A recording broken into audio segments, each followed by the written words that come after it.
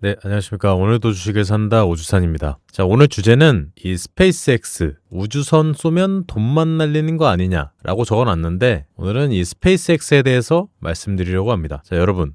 만약 내일 아침 눈을 떴는데 지구가 더 이상 살 수 없는 곳이 된다면 어떡하실 건가요? 너무 N스럽나요? 이렇게 제가 사진을 하나 가져와 봤는데 이 기후는 이미 한계를 벗어나고 있고 자원은 바닥났고 전쟁은 멈출 기미조차 없습니다. 이게 영화 같은 이야기가 아니라 실제로 우리가 마주할 수도 있는 미래라면요. 그래서 누군가는 이 노아의 방주처럼 조용히 탈출 계획을 준비하고 있지 않을까 이렇게 한번 서론을 구성해봤습니다. 이 미친 계획을 진짜로 실행하고 있는 회사가 바로 오늘 이야기할 주제인 이 스페이스X입니다. 이 스페이스X라는 이름만 들어도 뭐 우주에 로켓을 쏘는 이런 미래지향적인 기업이라는 이미지는 누구나 느낄 수 있습니다. 자, 그럼 이 로켓을 한번 발사하는데 비용이 얼마나 될 것 같으세요? 이 로켓을 한번 쏘는데. 이 오른쪽 사진은 펠컨 9 요거를 가져와 봤는데 이 펠컨 9을 한번 발사하는데 최소 60에서 70억이 듭니다. 그리고 스타쉽 개발에는 지금까지 조 단위 돈이 들어갔습니다. 근데 스페이스X의 매출 61%가 어디서 나오는지 아시나요? 로켓이라고 생각하겠지만 로켓이 아니에요. 바로 인터넷 요금입니다. 2025년 스페이스X 이 전체 매출 중에 로켓 발사로 번 돈은 4조 원대. 그런데 스타링크, 그 인공위성 와이파이 서비스로 번 돈은 15조 원이 넘습니다. 그것도 이 회사 전체에서 유일하게 흑자를 내는 사업부고요. 그럼 대체 로켓은 뭐하러 쏘는 걸까요? 돈도 별로 안 되는데. 사실 2015년 한 해 동안 쏜 이 펠컨 9의 165번 중에서 외부 고객 발사는 43번, 그리고 나머지 122번은 전부 자기네 위성인 이 스타링크를 우주에 올리는 데 썼습니다. 이게 이제 스타링크 위성을 가져온 거고, 그러니까 지금까지 우리가 알던 이 우주 로켓 회사 스페이스X는 사실 절반만 맞는 얘기인 거죠. 그래서 오늘은 이 회사가 진짜 어떻게 돈을 버는지, 그리고 왜 계속 우주선을 쌓아 올리는지 한번 파헤쳐 보도록 하겠습니다. 자, 그럼 이 스페이스X가 뭐 하는 회사일까? 2002년 일론 머스크가 세운 회사로 처음 목표는 딱 하나였습니다. 이 로켓 발사 비용을 획기적으로 낮추는 것. 이제 오른쪽 이 사진은 20년 전에 이 스페이스X의 초기 시절 이 폭발한 펠컨 1의 잔해를 바라보는 이 일론 머스크의 사진인데, 이 옛날 로켓들은 한 번 쏘고 나면 이렇게 그냥 버려졌어요. 수십억짜리 엔진이 그냥 바닷속으로 가라앉아 버리는 거죠. 이 비행기를 한번 타고 그냥 갖다 버리는 거예요. 그러니까 뭐 이 비행기를 한번 타고 갔다가 땅속에 버리는 거죠. 버릴 수밖에 없었어요. 재활용을 할 수가 없었으니까. 자, 그런데 스페이스X는 여기서 발상을 뒤집었습니다. 로켓을 다시 착륙시켜서 재사용하자. 뭔 계속 이런 느낌인 거죠. 이런 느낌? 이 당시에는 이 펠컨 9의 1단 부스터는 최대 20번까지 재사용이 가능합니다. 이 기술 하나로 스페이스X는 이 경쟁사 대비 발사 단가를 최대 90%까지 낮췄습니다. 이 기사에 보시는 것처럼 지금보다 비용 90% 낮아지면 대중화, 이런 기사까지 나온 거니까. 이제 블루 오리진이나 유럽 아리안 스페이스 같은 이런 전통 항공 우주 기업들이 여전히 못 따라오는 격차입니다. 근데 이 회사가 발사 단가를 이렇게까지 낮추려는 진짜 이유는 사실 따로 있습니다. 이 스페이스X 회사의 궁극적인 목표는 2050년까지 화성에 100만 명이 거주하는 이 자급자족 도시를 건설해서 인류를 다행성종으로 만드는 것. 목표가 엄청나죠? 거의 신인류를 개척한다 이런 느낌이니까. 이 로켓 재사용도, 스타쉽 개발도 결국 이 화성행 편도 티켓 값을 감당할 수 있는 수준까지 낮추기 위한 과정인 거죠. 이 사람이 지금 하고 있는 게. 자, 그래서 스페이스X는 세계에서 가장 신뢰도 높고 가장 저렴한 발사체를 갖고 있습니다. 2025년 한 해에만 개별 국가 단위로 따져도 세계 어느 나라보다 이 로켓을 많이 쐈습니다. 근데 여기서 질문 하나. 발사 단가를 그렇게까지 낮춰서 당장 지금은 뭘로 돈을 벌고 있을까요? 이 화성은 아직도 먼 얘기고 로켓 발사 대행업, 그러니까 남의 위성을 쏘아 올려주고 받는 돈은 아까 말했듯이 2025년 회사 전체 매출의 20%대에 불과하거든요. 그럼 이 나머지 매출은 어디서 나올까? 발사 비용을 낮추고 자기 위성을 우주에 깔게 되면, 그리고 그 위성으로 만들 수 있는 게 무엇이냐면 지금부터 이야기할 이 스타링크입니다. 이 우주선으로 돈 벌 것 같은 회사가 로켓을 다른 방식으로 돈을 벌게 만든 거죠. 이 스페이스X 전체 매출의 61%, 이게 다 어디서 나오냐면 바로 이 스타링크, 인터넷 요금입니다. 2025년 스타링크 매출은 114억 달러. 우리 돈으로 15조, 아니 환율로 치면은 지금은 17조 원이 넘습니다. 이제 그것도 회사 전체에서 유일하게 흑자를 낸 사업부. 이 영업이익만 44억 달러. 로켓 발사 사업은 이 정도 이익을 내지 못했습니다. 이 처음 스타링크가 시작된 게 2021년. 그때 이 사용자 수는 딱 1만 명이었습니다. 그리고 2022년 100만 명, 2023년 230만 명, 2024년 460만 명, 그리고 2026년 2월 기준으로 현재 1000만 명을 돌파했습니다. 현재 스타링크는 160개국이 넘는 나라에서 서비스되고 있습니다. 5년 만에 1000배 가까이 성장한 거죠. 자, 근데 여기서 흥미로운 점이 하나 있습니다. 이 가입자는 이렇게 폭발적으로 늘었는데 가입자 한 명당 평균 매출, 그러니까 ARPU는 2023년부터 2025년 사이에 오히려 18% 하락했습니다. 월 81달러 수준까지 떨어진 거죠. 이건 이제 제가 기사를 하나 가져온 건데 가입자당 평균 매출 ARPU가 지속적으로 하락하고 있어서 월간 ARPU는 1년 전 86달러에서 올해 66달러로 줄었다. 그러니까 계속해서 내림세를 보이고 있던 거죠. 자, 이게 실패의 신호가 아니라 의도된 전략이었던 겁니다. 가격을 낮춰서 전 세계 가입자 수를 최대한 빨리 늘리고 시장을 선점하겠다는 거였죠. 그리고 현재 가입자 기반이 어느 정도 커진 지금 2026년 5월부터는 요금을 다시 월 10달러까지 인상하기 시작했습니다. 가입자를 다 모았으니까 이제 수익화 단계로 넘어가는 거죠. 자, 여기에 또 하나, 이 스타링크 매출 안에서도 진짜 돈이 되는 건 일반 가정용 와이파이가 아닙니다. 이 가정용 와이파이만 해가지고 뭐 1000만 명 말이 안 되는 거죠. 우리나라만 해도 SK, KT, LG 이렇게 3사가 다 잡아먹고 있으니까. 여기 왼쪽 표는 이제 가격인데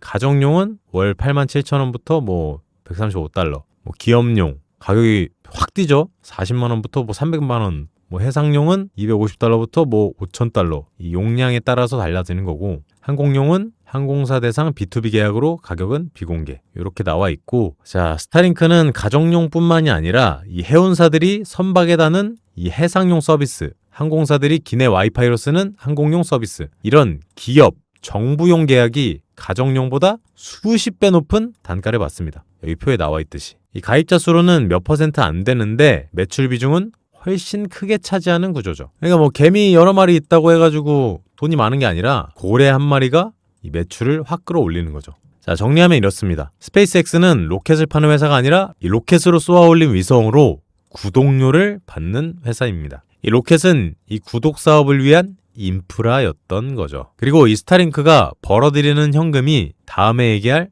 훨씬 더 돈이 많이 드는 사업들, 스타쉽, 그리고 화성 프로젝트를 떠받치고 있습니다. 자, 그럼 이 모든 걸 가능하게 할 열쇠, 스타쉽에 대해서 얘기를 해보겠습니다. 지금 현재 쓰고 있는 이 팰컨 9은 사실 이 스타쉽에 비하면 굉장히 작은 로켓입니다. 이 현재 개발 중인 최신 버전 이 스타쉽 V3 높이만 123m, 아파트로 따지면 41층짜리 크기인 거죠. 엔진 33개를 묶어서 8,000톤 이상의 추진력을 내는데 이론상 화물 가득 실은 이 보잉 737 맥스 100대를 한 번에 들어올릴 수 있는 힘인 거죠. 제가 이렇게 이론상 말씀드렸지만 그냥 말도 안 되는 힘이에요. 이걸로 스타쉽은 팰컨 9 대비 적외도 진입 비용을 최대 90%까지 낮추는 게 목표인 거죠. 자, 그런데 이 스타쉽이 순탄하게 온 거는 아닙니다. 원래 화성 무인 착륙 목표가 2026년이었는데 올해죠. 궤도상에서 연료를 재보급하는 이 핵심 기술이 아직 검증이 안 돼서 2028년으로 한 차례 밀렸습니다. 우주 개발이 얼마나 어려운 도전인지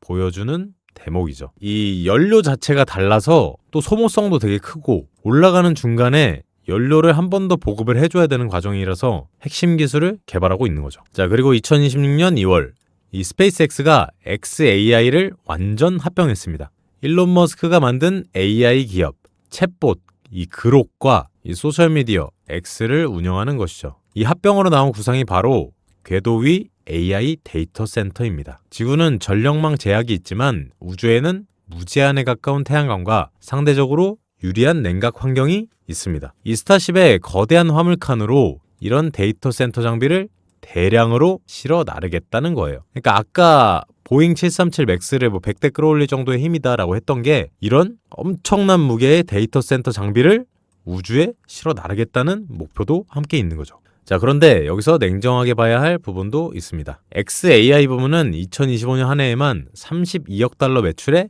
64억 달러의 영업 손실을 냈습니다. 이 벌어들이는 돈보다 2배 가까이 까먹고 있는 상황이죠. 스타링크가 벌어들인 현금이 사실상 이 적자를 메워주는 구조인 거죠. 지금에서는 이 스타링크가 없으면은 사업을 유지하기 힘들다, 이런 식으로 받아들여도 무방한 거죠. 그럼 스타링크가 지금 당장의 돈줄이라면 이 스타쉽은 미래의 발사 단가를 낮출 인프라의 베팅이고, XAI는 그 위에 얹은 훨씬 더 리스크 큰 승부수입니다. 이 세 가지가 어떻게 맞물려 돌아가느냐가 앞으로 이 회사의 밸류에이션을 결정짓게 될 것입니다. 자, 이 스페이스X 1,500억 불 IPO 청약, 목표액 2배 흥행. 자, 이 기사를 가져와 봤는데 이미 스페이스X는 나스닥에 상장이 됐죠. 전 세계가 들썩였던 만큼 정말 역대급 IPO였습니다. 이 기사도 보시면은 뭐 스페이스X 가자, 적정 주가 63달러, 공모가를 절반 후려친 것도 있고, 이 제필인이라는 회사는 매수를 추천하고 목표 주가를 310달러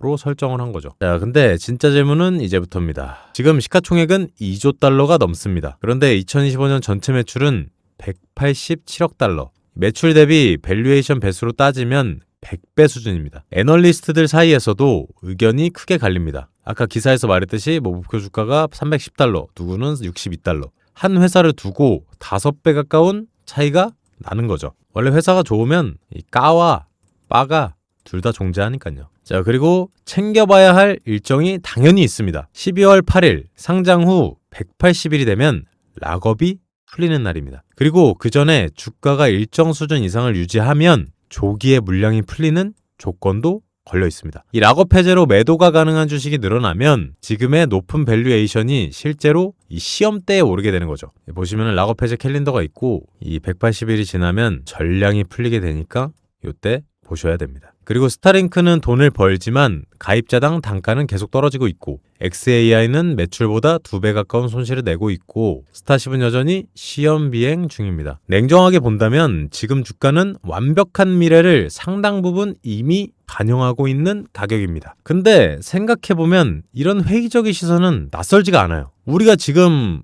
네이버를 안 들어가고 챗GPT에 먼저 들어가서 물어보는 것처럼 이 챗GPT가 처음 나왔을 때도 다들 이게 돈이 되겠어?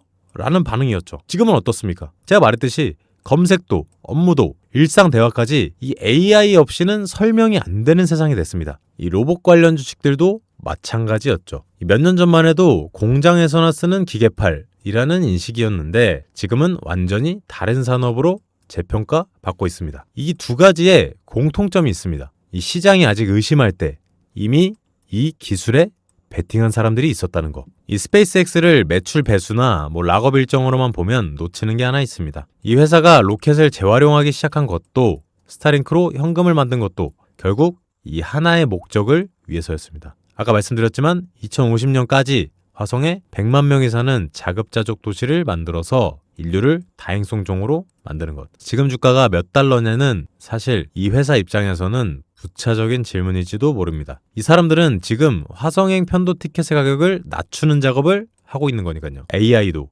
로봇도 그랬듯이 말이죠. 저도 이 스페이스X 주가가 얼마를 갈지, 항공우주 산업의 미래가 어떨지 정확히는 알지는 못하겠습니다. 하지만 이 스페이스X라는 회사의 등장으로 모두가 미래에 한 발짝 더 다가간 느낌이지 않을까 싶습니다. 오늘은 상장 이후 전 세계에서 가장 뜨거운 감자로 떠오른 기업, 이 스페이스X를 한번 파헤쳐봤습니다. 로켓 회사인 줄 알았는데 현재는 이 스타링크라는 인터넷을 파는 회사였고, 그 인터넷 회사가 결국 노리는 건 미래의 화성이라는 반전까지. 지금 하는 이 모든 게 미래를 위한 발판이라는 사실이라는 거죠. 여러분들은 이 스페이스X의 미래에 대해서 어떻게 생각하시나요? 또 다른 고견이 있으시다면 댓글에 많이 적어주시면 좋겠습니다. 그리고 이제 제가 주가에 대해서 좀 말씀드리고 싶지만 상장된 지 얼마 안 돼가지고 저도 얼마나 간다 이렇게 얘기하기가 쉽지가 않아서 오늘은 이 기업에 대해서만 알아보는 걸로 마치도록 하겠습니다. 자, 그럼 금일 영상 도움되셨다면 구독과 좋아요 부탁드리면서 지금까지 오늘도 주식을 산다 오주산이었습니다. 감사합니다.